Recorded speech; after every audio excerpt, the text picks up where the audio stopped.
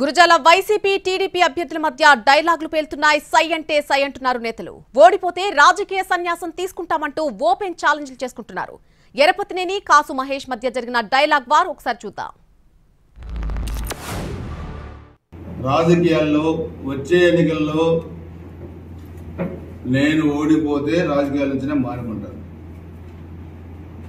నువ్వు ఓడిపోతే నువ్వు రాజకీయాలు మానుకుంటావా? నీకు నాకు ఇదే సవాల్. నీకు దమ్ముంటే 1 అవర్లో దీనికి సమాధానం మళ్ళీ మీడియా ద్వారా చెప్పు. నిజంగా నువ్వు కాసు బ్రహ్మానంద రెడ్డి వారసుడు అయితే, నిజంగా నువ్వు గురజాల నియోజకవర్గ అభివృద్ధికి చేసుంటే ఇప్పుడు చెప్పు, నువ్వు నీ దమ్మేంటో ఇప్పుడు తేలాలా నువ్వు నేను. తిరుపతి శ్రీనివాసరావు, నీకు సమాధానం దానికి గంటెందుకయ్యా బొచ్చు?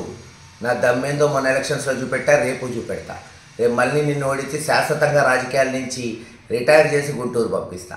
నేను రాజకీయాల్లో ఖచ్చితంగా మళ్ళీ ఎమ్మెల్యేగా కంటిన్యూ అవుతాను. నీ సవాలుకి గ్యారంటీగా స్వీకరిస్తున్నా.